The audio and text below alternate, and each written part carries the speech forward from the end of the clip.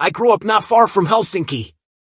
To the outside world, Finland might seem like one giant forest, but really, it's got the same mix of rural areas and bustling cities as anywhere else. I've always been more of a city guy myself, but I've always looked up to people who had a more hands-on, nature-centered upbringing. You know the type, those folks who grew up somewhere where being self-sufficient and confident was part of daily life. Sure, they might not know the best place to rent a car or grab a cheap beer on a Saturday night, but they could build a log cabin with some rope and a positive attitude. Back in 2017, I was working with a documentary crew. We were scouting places for a shoot about rural life in Finland, specifically in the remote Kainuu region.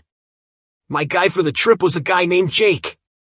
He was a skinny fellow with round cheeks that reminded me of apples, and he always had this huge grin on his face. It didn't matter how bad the situation was, Jake was smiling. We were bouncing from one location to the next, shooting some test footage, and then heading back to base to figure out the bigger picture and plan the main filming. But for now, it was just me and Jake on the road, trying to make things work. It was an exciting time.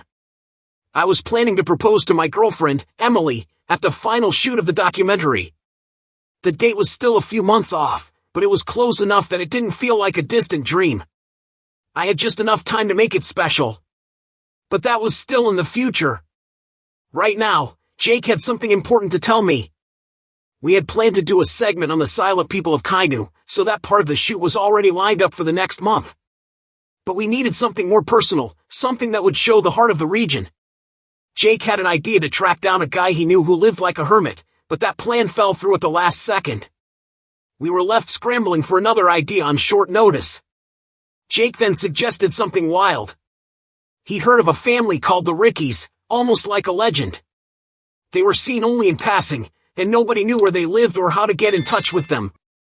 But Jake swore they existed and that if we could find them, they'd be perfect for what we needed. It was late winter, and the weather was unpredictable. We were on an eastward road, but out of nowhere, the snow started coming down hard. It might have been the last push of winter before spring, but we suddenly found ourselves wading through snow up to our knees. The road we were on was dirt, and it was getting tougher to see where to turn. Jake stopped to check the GPS, and before we knew it, we were stuck. It wasn't the worst situation. We had food and a satellite phone, so we were fine, just inconvenienced. While Jake checked his gear, I looked out the window, and that's when I saw them. 3 figures stood by the tree line. 2 men, 1 woman, all wearing white woolen clothes. At first, I thought they were covered in snow, but then I realized their hair was almost platinum blonde, glowing against the white background. "Is that them?" I asked. Jake leaned over, still grinning. "Yep, looks like them." "I heard they've got white hair," he replied. They just stood there, staring at us, arms hanging loosely by their sides. The taller of the men adjusted his heavy backpack. "Should we go say hello?" I asked. "I don't think they get a lot of visitors," Jake said. "Some people think they're just a myth. They sure look real to me." I waved at them, and one of them raised a hand back, staring at it like they didn't understand the gesture. Jake and I climbed out of the car and walked toward them. I hadn't realized how tall they were until we got closer. They were all in their early 20s, with the woman being a bit younger.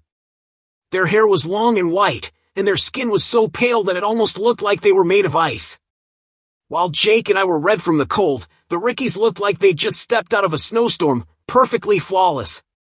Jake extended his hand, but they seemed confused, like they thought he was reaching for something. They all stepped back and eyed him curiously. "Sorry," I said quickly. "We didn't mean to be rude." Jake nodded and kept his hand out, then tapped himself on the chest. "I'm Jake," he said. "What's your name?" The 3 of them just stared at us, blinking. The tallest one mimicked Jake's movement, tapping himself on the chest. "Jake," he said. No, this is Jake," I said, pointing to my guide. "What's your name?" They didn't respond. One by one, they all mimicked Jake, pointing at themselves, then us, repeating his name. Once we realized the misunderstanding, the tension eased. We all chuckled a little, and as we did, they made this strange sound, half laugh, half noise. It grew louder the more they smiled, sounding something like ree-kicki-kee over and over. I figured that's probably where their family name came from. The shorter guy tapped Jake on the shoulder and pointed into the woods, almost like he was signaling for us to follow. We grabbed our gear, made a quick note on Jake's GPS, and started trailing behind them. The whole time, they didn't say much. Every now and then, they'd make a soft noise.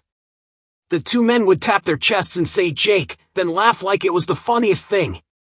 The woman seemed a bit less enthusiastic about it all. We followed them for about an hour.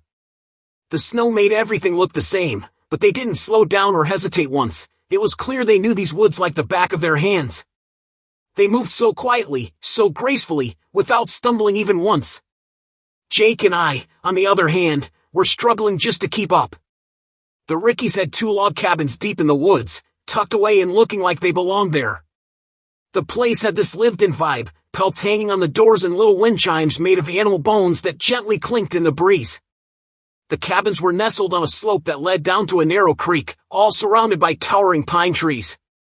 There was a small shed, too, though it looked more like a giant wooden box. The taller man waved us along, like we were guests being invited into their home. When we stepped inside the main cabin, it felt like stepping into a completely different world. These people must have lived here for decades. Every surface had carvings, or decorations, or old tools hanging on the walls. They had straw mattresses covered with blankets, and the cabins, though small looking from the outside, were surprisingly spacious inside, dug a bit into the hillside. An old rowboat hung overhead, propped up by linseed oil-covered beams. They offered us some drink from a metal canister. It smelled pretty bad, but they poured it into what looked like reused tuna cans. They even took a shot themselves. The woman made a little groaning noise and politely declined. Jake gave me that when in Rome look, so I just shrugged and downed it. It was all very laid back. We tried to show them some of our gear and explain what it was, but they just stared at us with these puzzled smiles. They didn't seem to understand what any of it was, and whenever we tried giving things names, it only seemed to confuse them more. It was like they didn't even understand the concept of names. The only word-like sound they made was that weird ree-kicki-kee noise whenever they got excited. One of them offered us some dried fish. I said thank you out of habit, and to my surprise, he held the fish up and said thank you right back. I couldn't help but laugh a little and held the fish up again, trying to get him to repeat the word fish, but that only led to more confusion. After a good half hour of this back and forth, I had somehow managed to teach him that fish and thank you were the same thing. The two men kept repeating it, excitedly sharing their new knowledge with the woman. It didn't seem like these people were clueless or mentally impaired. They just saw the world in a way that was completely different from ours, and they didn't speak a language we could understand. Maybe they didn't even have a real language. Their perspective on the world was something so foreign that I couldn't even begin to imagine what was going on inside their heads. They'd make for some incredible subjects for our documentary.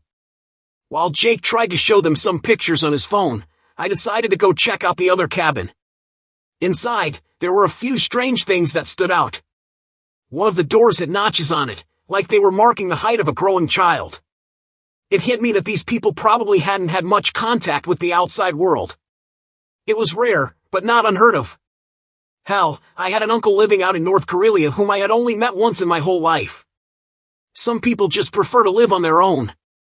But then there were things I couldn't explain. Like, one entire wall was covered in metal zippers. I guess they might use them for repairs, but I couldn't figure out why they'd store them like this, grouped in a pattern, 3 by 3, making a grid of 9. There were 26 of them in total. The longest wall in the cabin was lined with animal pelts of all sorts, and I couldn't even begin to identify them. After a while, the woman walked into the cabin. She passed right by me without saying a word, heading straight for an old mirror. She opened a small case and pulled out some silver chains and bright red lipstick. She carefully applied it, like she was getting ready for something. It was odd to watch, this almost wild woman, doing something that reminded me of what my girlfriend does every day in front of the bathroom mirror. Just as I was about to return to the others, she stopped me. She wrapped her arms around my shoulder and before I could react, she leaned in to kiss me. I pulled back. Sorry, I said, shaking my head. I'm already spoken for. She blinked at me, clearly not understanding what I said, and looked confused. Then she just rolled her eyes, grabbed my hand, and led me back to the main cabin. There, she handed me some more dried fish. Maybe she thought I was still hungry. She didn't seem at all upset about my rejection. Sure, she was beautiful, but I was about to propose to Emily. It didn't feel right, especially with someone I couldn't even properly communicate with. Jake and I were given more dried goods, and we shared some of our own snacks with the Rikkis. I had some crackers and jam, which they spat out with a laugh, clearly not liking the crumbs. We had a couple more drinks, exchanged a few more misunderstandings, and as the sun started to set, I noticed the woman leaning in to kiss Jake on the lips. He didn't seem to mind at all. To our surprise, the whole family cheered when it happened. Maybe it was some kind of welcoming ritual.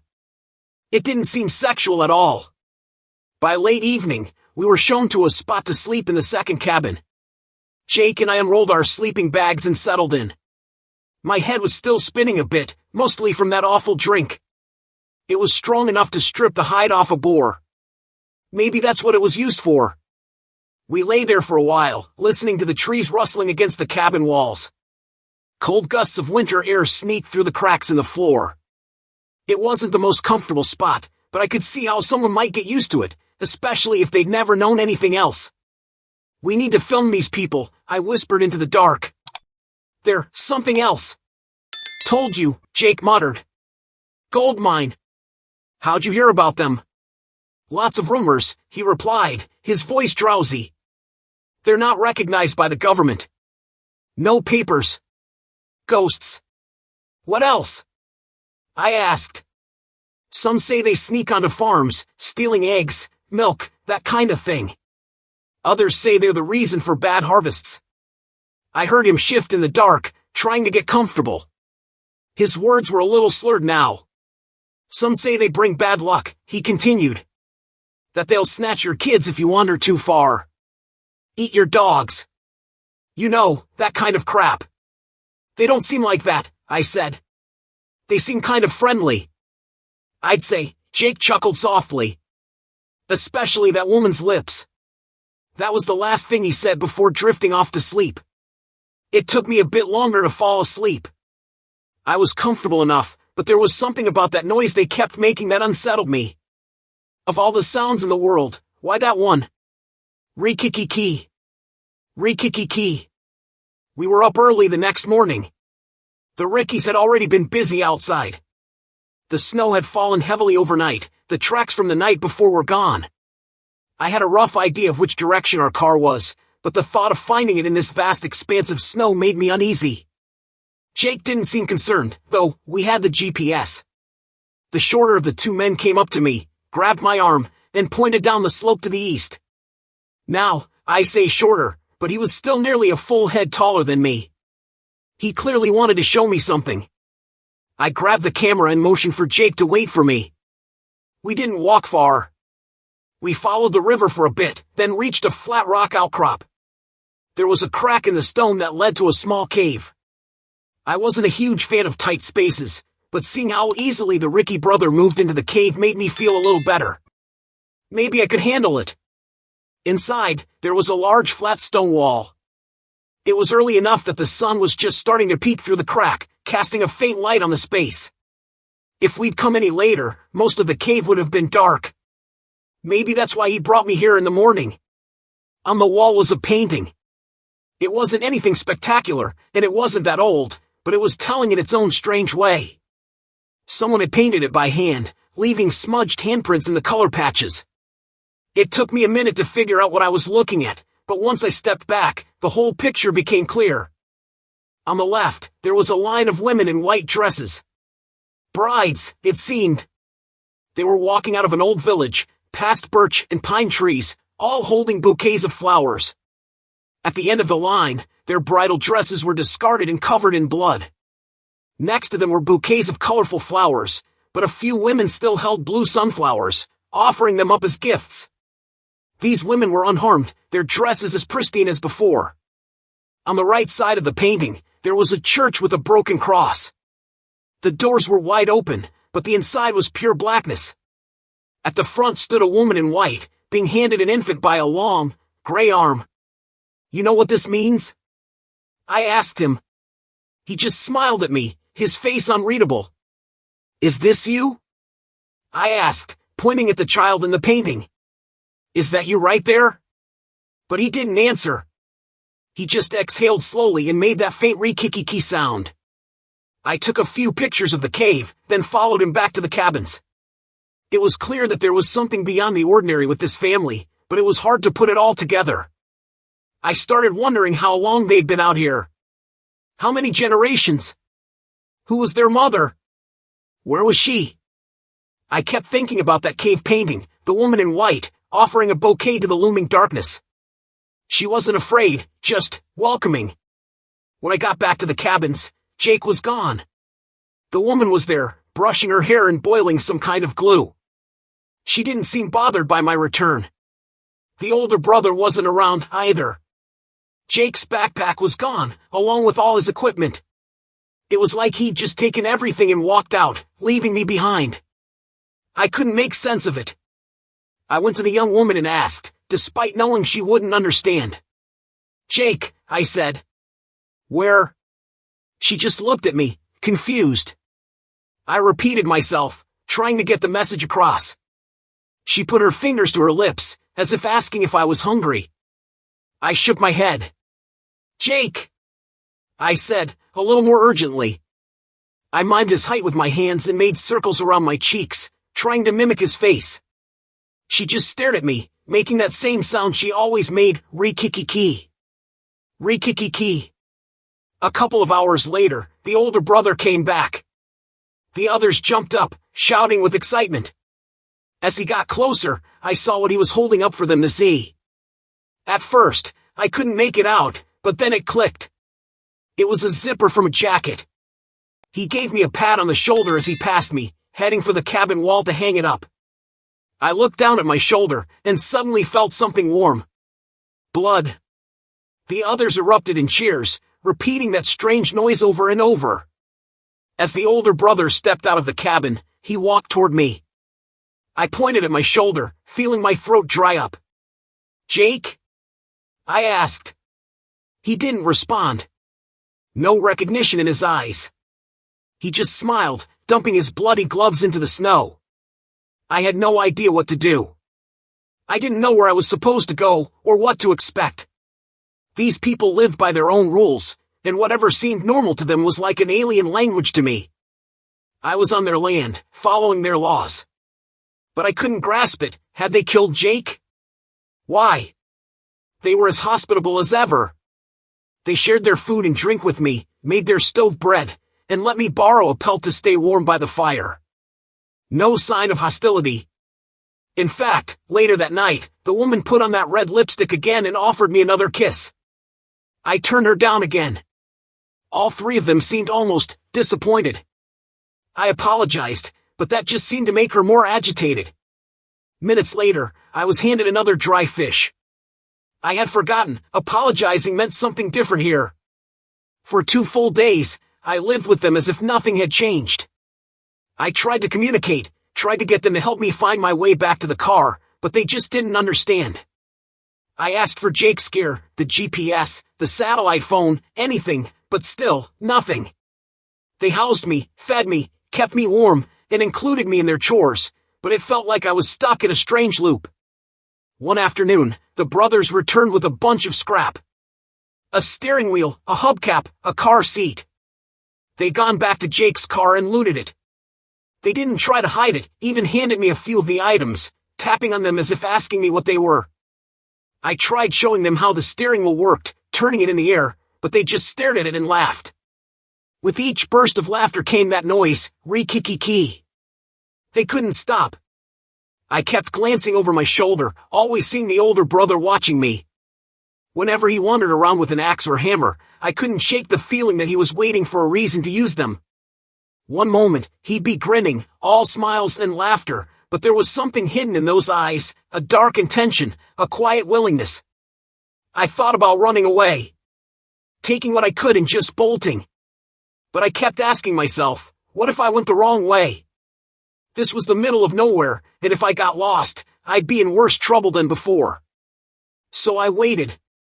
I kept my head down, stayed quiet, and kept watching. On the fourth day, the whole family came to me, eager to show me something. They pulled me along. I think we went north, through the pines and birch trees. We came to a clearing with a sliver of mountain rock poking out, creating a large flat space with a slight tilt. At the peak, there was a patch of bloodstains. The older brother wandered off to the side, where a chainsaw hung from a tree. Beneath it was a large, hand-woven basket.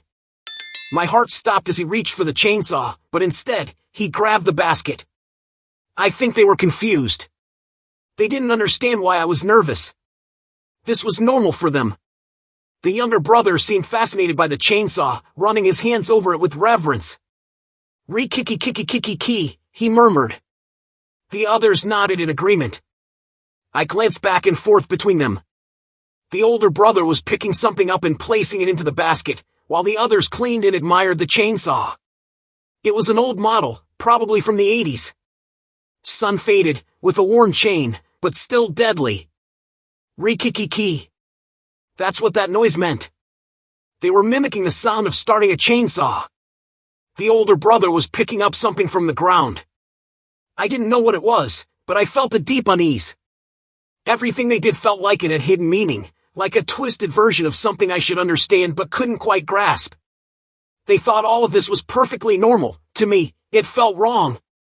The older brother slapped a chunk of animal-ravaged meat into the basket. An arm, I think. I recognized the color of the jacket. The older brother carried the basket, and the others nudged me along.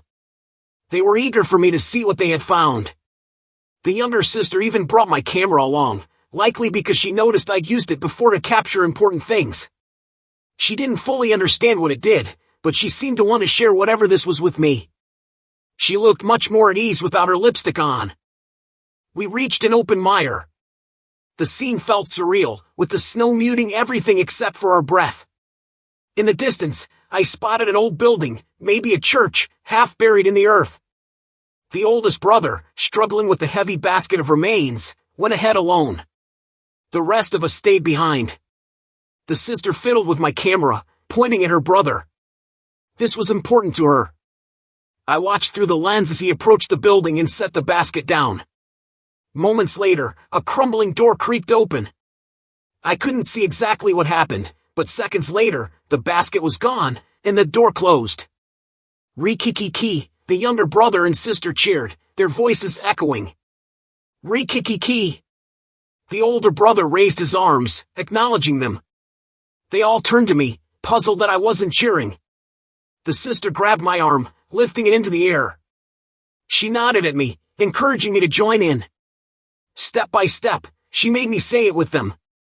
Made me cheer. I couldn't say no. I didn't know what they'd do if I did. So, I followed along, my stomach turning. Ree-kicki-kee. I think another 8 days passed. They showed me how to twist rope, how to start a fire. They took me fishing, and the older brother swung an axe to decapitate a fish with such ease that it sent a chill down my spine. They taught me how to make tea from pine needles, how to gather and dry edible roots. These people were self-sufficient, and they were eager to share their skills with me. They treated me like family, but there was always that tension. The look in the older brother's eyes, those eyes that seemed to be looking for an excuse. I wouldn't call it being held hostage. I could leave whenever I wanted, do whatever I pleased. But there were 3 of them, and I couldn't imagine what they'd do once they overpowered me. I considered hiding a weapon, but they were meticulous with their tools. Anything out of place would be noticed. One morning, they woke me up. The younger brother dragged me out of my sleeping bag, ushering me toward my clothes. He stomped his foot, signaling me to hurry. I did, sensing there was something urgent outside, a strange, mechanical sound. The other siblings were already heading down the slope, and I had to rush to catch up. It didn't take long for us to reach an open field. There, a man sat on a snowmobile. We all stopped, and I could tell he noticed us too. The siblings stood still, watching him. The man waved, and I waved back. I was the only one who did. He got off the snowmobile and approached us, removing his helmet. He spoke to me, but not in Finnish. Maybe he was a tourist or someone from across the eastern border. As he got closer, I saw the sister pull something from her pocket. She carefully applied her red lipstick. The stranger walked toward us, gesturing to the snowmobile as if asking a question. I figured he was lost. The two brothers approached him, and the sister faced him head-on. He raised his hand, but when she leaned in for a kiss, he didn't pull away. She kissed him deeply. He laughed and asked me a question, but I just shrugged. The siblings cheered and shouted, repeating their familiar noise. Ree-kicki-kee! Ree-kicki-kee! But as they did, the older brother moved behind the stranger. With a nonchalance that sent chills down my spine, he buried a hatchet in the back of the stranger's skull. Ree-kicki-kee! Ree-kicki-kee! They laughed and cheered. The man bled out in the snow. I couldn't process what had just happened. The sister wiped off her lipstick as they motioned for me to come over. They looked at me, waiting for something. When I didn't cheer, their mood soured. They frowned. The older brother gripped his hatchet tighter, his eyes searching my face. I couldn't resist anymore. I joined in. I made that same noise, and their spirits lifted immediately. Ree-kicki-kee! Together, they made me help them carry the stranger's body through the forest, past the pines and birches, leaving a bloody trail behind us. I can't describe what they did next. I can't. They fired up the chainsaw, and their screams reached a pitch I'd never heard before. When the chainsaw roared to life, their chatter turned to screeching. They mutilated him, cutting him into pieces, making sure the wildlife would finish him off. They didn't care about his pockets. The only thing they kept was the zipper from his jacket. It wasn't out of malice or practicality. It was reverence. They were grateful, in their own way. It felt like a celebration, like children tearing into a new toy. It's one thing to see blood, lots of blood. But there's a moment when it stops being blood, when you stop seeing a person and start seeing a body, and then it becomes meat. That image burns into your mind, an endless cramp in your soul. I started to piece it all together. The sister's kiss, it was a test, an initiation. She made herself beautiful, offered a kiss. But it wasn't just a kiss. It was consent. To the Rikkis, accepting the kiss meant accepting your fate, your death. Since I'd never kissed her, I hadn't consented. That's why they treated me like one of their own. Erky had kissed her, just a brief peck on the lips, but it was enough. To them, it was consent. So, they waited until morning, took him into the woods, and ended his life. They cut the body into pieces and left it there for the forest creatures. They didn't even check his pockets. But before we left, the sister nudged me. She handed me my camera and pointed, right at the pile of meat where the stranger had once been. She insisted on it. This was important. I could barely function for the rest of the day. I couldn't eat.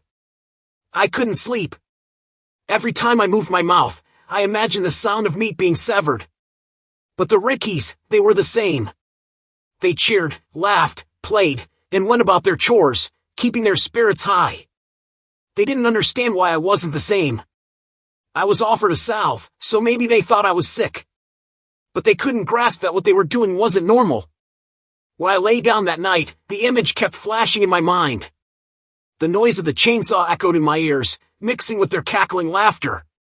It all blended together into one nightmarish sound that turned my stomach to ice. I had to leave. I had to. The next day, they took me back. While they filled their basket with remains, I fought the urge to panic and quickly search through the man's pockets. It didn't take long to find the keys to the snowmobile. The Rikkis gave me a curious glance, but didn't seem to care. To them, meat was meat. As long as I didn't interfere, they didn't mind. I figured I could find my way back to the snowmobile. I just needed to follow the mire south, and I'd spot it eventually. I just had to break away from them somehow. We followed the same path, heading back to the mire. The stench of the flesh was so thick I could taste it in my lungs, but I forced myself to focus on what I needed to do. They could tell something was off, but they were as cheerful as ever. I couldn't respond in kind. When we reached the open field, the older brother grabbed me by the arm. While he carried the basket, he seemed to want me to come along, camera in hand. He, too, had something to show me. We walked up to the old building. It was much larger than I had thought, fading whitewood barely holding together, windows shattered, and a patch of missing wood above the door where a cross had once been. The older brother set the basket down in front of the door and motioned for me to take a picture. When I raised the camera, he placed a hand on my shoulder, signaling me to wait. The door creaked open. I could hear the others shouting from afar, cheering us on. I stepped closer, camera still in hand. A long, gray arm stretched out from the darkness, its fingers wrapping around the handle of the basket. The little light that made it through the building's cracks revealed outlines of baskets scattered across the floor. Something shapeless moved in the dark, and the arm gently pulled the basket inside. As it did, the older brother made a strange noise, surprise, maybe? I glanced back at him, his expression shifting. Then, I turned back, only to feel cold, gray fingers wrap around my throat. I was pulled into the dark. It was fast. I couldn't make sense of the walls, it was like the room opened into an endless hallway. There were so many of them. Pale, nearly translucent, with sunken eyes. They looked tired, desperate, starving. Shreds of colorful fabric littered the floor, and some of it had been chewed to the bone, pieces still gnawed on. Heads slowly turned toward me, eyes wide with hunger. They were vaguely humanoid, distorted proportions, long limbs. A feeding ground for something inhuman. Then, a sturdy hand grabbed me. I was yanked backward, landing in the snow. The older brother had pulled me out. I watched the doors close behind me, and the gray hand disappear. No cheers. No celebration. They were just as confused as I was. I could barely stand. My legs were weak, and I took a deep breath, looking at the Rikkis. They were strange, but I now understood that they had rules. They didn't kill for fun. They didn't kill without reason. They asked for consent. But this thing, it didn't ask. The older brother didn't like that. With the snowmobile keys in my pocket, I began to walk. The older brother grabbed my hand, his cold, dead stare searching my face. He wasn't like the others. I could tell he knew more than the rest. But even so, he had a code. He didn't kill for pleasure. He wasn't going to let me become unwilling meat. For a moment, I understood why the Rikkis never learned to speak. They didn't need to. The older brother told me everything with his silence. And so, he let me go. The others called out to me. There was a sadness in their voices. They tapped their chests, repeating words I'd once said, things they could only hope to understand. "Erky," the sister cried out. "Thank you." "Thank you," the younger brother repeated. But I kept walking. I understood now. They weren't going to stop me. The last sound I heard was the sister's wail from the treeline, begging me to come back. The last thing I saw was the older brother turning his back on me. I left them behind. I reached the snowmobile and headed west, not stopping until I was far away.